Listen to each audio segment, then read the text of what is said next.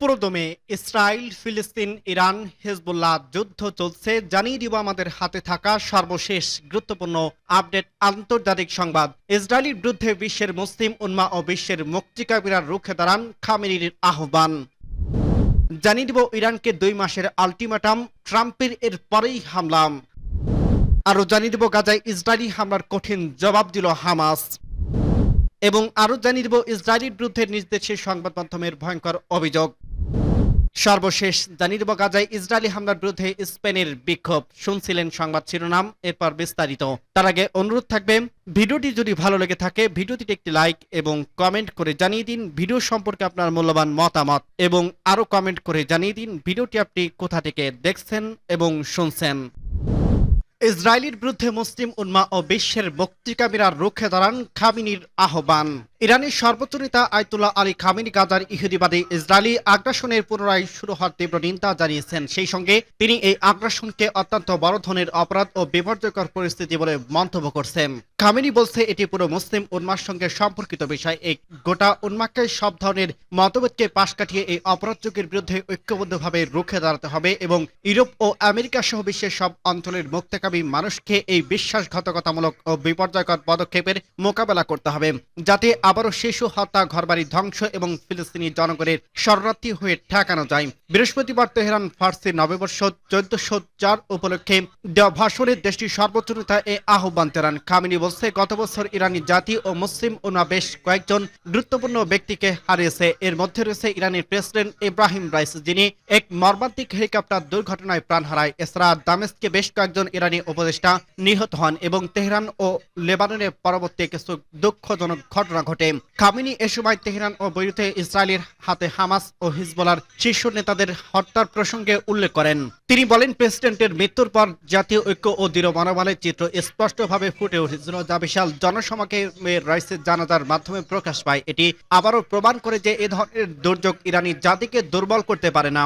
দেশের অর্থনৈতিক চ্যালেঞ্জের কথা স্বীকার করে আয়াতুল্লাহ আলী খামেনি বলেন, বিশেষ করে বছরের শেষার্ধে ইরানি জনগণ কঠিন সময় ব্যয় করছে। তিনি তাদের সাধারণ মানসিক দৃঢ়তা, আত্মিক শক্তি ও ঐক্যের প্রশংসা করেন। তিনি আরো বলেন, লেবানন ও ফিলিস্তিনি জনগণকে ইসরায়েলি আগ্রাসনের সময় সহায়তা দিতে ইরানি জনগণের উদারতা ও সহিংসতা প্রশংসনীয়। বিপুল জনসমর্থন ও সহায়তার প্রমাণ করে যে ইরানি জাতি ইসলামী সহিংস ও মানবিক প্রচেষ্টার প্রতি প্রতিশ্রুতিবদ্ধ।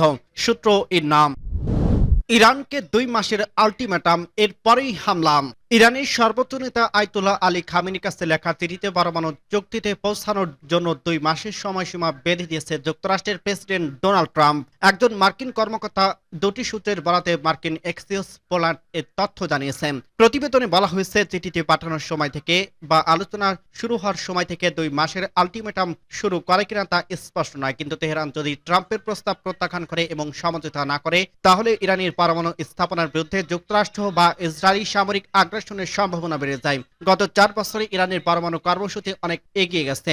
দেশটি আগের যে কোনো সময়ের চেয়ে এখন পারমাণবিক অস্ত্র তৈরির কাছাকাছি আছে।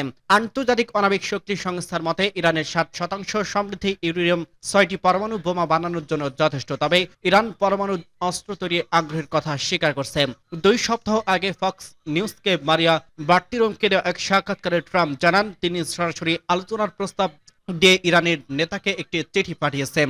এর একদিন পর ট্রাম্প হুমকি দিয়ে বলেন, যুক্তরাষ্ট্রে ইরানের সঙ্গে শেষ মুহূর্তে পৌঁছেছে। আমরা তাদের পারমাণবিক অস্ত্র অর্জন করতে দিতে পারি না। খুব শীঘ্রই কিছু একটা ঘটতে যাচ্ছে। ট্রাম্পের দূত স্টিভ উইটকফ কয়েকদিন আগে আবুধাবিতে সংযুক্ত আরব আমিরাতের প্রেসিডেন্ট মোহাম্মদ বিন জায়েদের কাছে এই চিঠি পৌঁছে দেন। এর একদিন পর এমবিজেডের দূত আনোয়ার গারশাস তেহরান সফর করেন এবং ইরানের পররাষ্ট্রমন্ত্রী আব্বাস আরাকচির কাছে চিঠিটি হস্তান্তর করেন। সূত্রগুলো বলছে, খামেনির লেখা ট্রাম্পের চিঠির ভাষায় ছিল কঠোর। একদিন নতুন পরমাণু চুক্তি নিয়ে আলোচনার প্রস্তাব দিয়েছে। অন্যদিকে ইরান যদি এই প্রস্তাব প্রত্যাখ্যান করে এবং পরমাণু কর্মসূচি অব্যাহত রাখে, তাহলে পরিণতি ভোগ করতে হবে বলে হুমকি দিয়েছেন ডোনাল্ড ট্রাম্প। এক মার্কিন কর্মকর্তা ও ওয়াকিবহাল এক সূত্রে এক্সিওস জানিয়েছে, চিঠিটি ইরানিদের কাছে হস্তান্তরের আগে হোয়াইট হাউস ইসরায়েল, সৌদি আরব এবং সংযুক্ত আরব আমিরাত সহ যুক্তরাষ্ট্রের বেশ কয়েকটি মিত্র দেশকে এর বিষয়বস্তু সম্পর্কে অবহিত করছিলেন। এসব বিষয় হোয়াইট হাউসের সঙ্গে এক্সিওস যোগাযোগ করে মন্তব্য করতে অস্বীকৃতি জানানো হয়। জাতিসংঘে ইরানি মিশন ও মন্তব্য অনুরোধ সারা দেয়নি। গত সপ্তাহে আলী খামেনি ট্রাম্পের চিঠি ও আলোচনার জন্য তার প্রস্তাব একটি প্রতারণা বলে অভিহিত করেন। গাজায় ইসরায়েলি হামলার কঠিন জবাব দিল হামাস।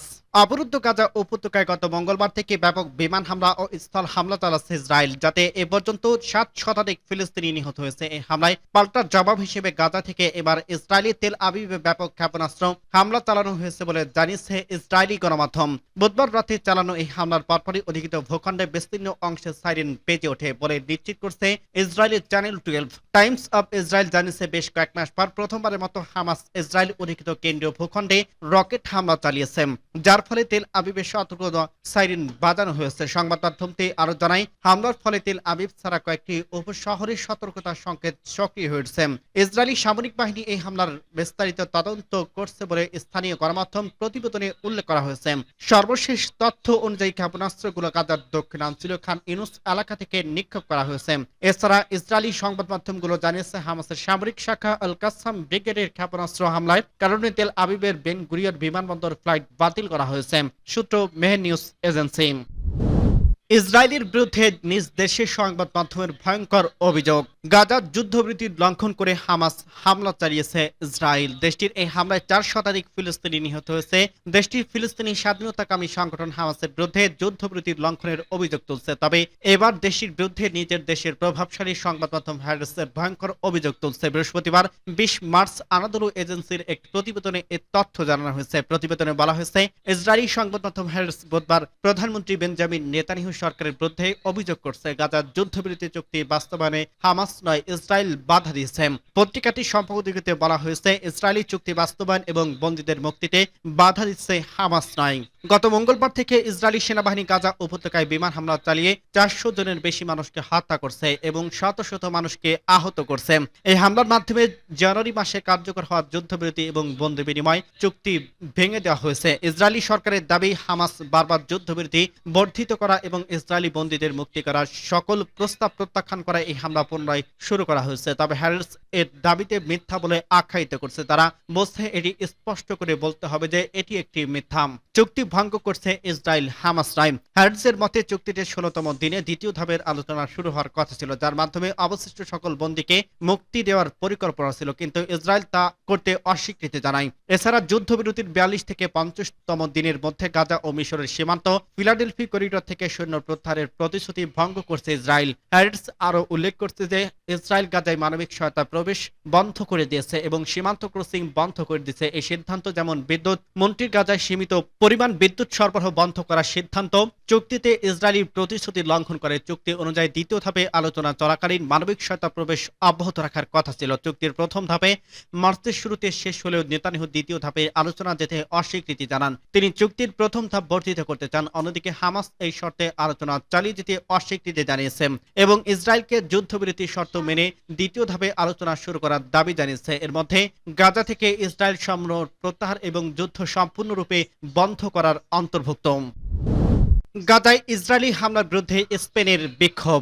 গত 3 দিন ধরে গাজায় ব্যাপক বিমান হামলা শুরু করেছে ইসরায়েল, যাতে এ পর্যন্ত 7 শতাধিক ফিলিস্তিনি নিহত হয়েছে। ইসরায়েলি এই বর্বর হামলার বিরুদ্ধে স্পেনের মাদ্রিদ শহরের বুধবার ব্যাপক বিক্ষোভ হয়েছে। নিরীহ ফিলিস্তিনি জনগণের সঙ্গে সংহতি প্রকাশ করে নাগরিক সমাজ সংগঠনগুলোর আহ্বানে মাদ্রিদের কাইওয়া স্কোয়ারে বিপুল সংখ্যক মানুষ জড়ো হয়। ইতালির বিরোধী দল পেদোমুস এই বিক্ষোভের প্রতি সমর্থন জানায়। বিক্ষোভকারীরা এ সময় ইসরায়েলি হত্যাকারী হামাস দীর্ঘজীবী হোক এবং গণহত্যা বন্ধ করো স্লোগান দেন। পাশাপাশি তারা স্পেন সরকারকে ইসরায়েলের সঙ্গে অস্ত্র বাণিজ্য সম্পূর্ণরূপে বন্ধ করার আহ্বান জানান। যদিও স্পেন সরকার জানিয়েছে 2023 সালের 7 অক্টোবর থেকে ইসরায়েলি অস্ত্র রপ্তানি স্থগিত করা হয়েছে, তবে solidarity network organized the occupation of Palestine সংগঠন দাবি করছে স্পেন এখনো ইসরায়েলের সঙ্গে অস্ত্র বাণিজ্য চালিয়ে যাচ্ছে। বিদেশি বাণিজ্য সংক্রান্ত তথ্যের ভিত্তিতে RESCOP জানিয়েছে, স্পেন 2025 সালের জানুয়ারি ইসরায়েলের 22,730 ইউরো অর্থাৎ 24,795 মার্কিন ডলার মূল্যের কামান ও রকেট লঞ্চার যন্ত্রাংশ রপ্তানি করছে এবং 2.15 মিলিয়ন ইউরোর মূল্যের বোমা ও গ্রেনেড আমদানি করছে। বিক্ষোভকারীরা ঘোষণা করছে, সান সেবাস্তিয়ান সহ স্পেনের অন্যান্য শহরের সাপ্তাহিক ছুটির দিনে ইসরায়েল বিরুদ্ধে প্রতিবাদ কর্মসূচি চলবে। ইসরায়েলি বাহিনী গাজায় গত 19 জানুয়ারি থেকে কার্যকর হওয়া যুদ্ধবিরতি লঙ্ঘন করে হামাসের সঙ্গে সংঘর্ষ আবার শুরু করছে এবং 18 মাস থেকে গাজায় উপর তীব্র বিমান হামলা চালাচ্ছে। এই হামলার এখন পর্যন্ত 710 জন এর বেশি ফিলিস্তিনি নিহত হয়েছে, যাদের বেশিরভাগ নারী ও শিশু। এছাড়া আহত হয়েছে 1000-এর বেশি। সূত্র আনাদোলু এজেন্সি।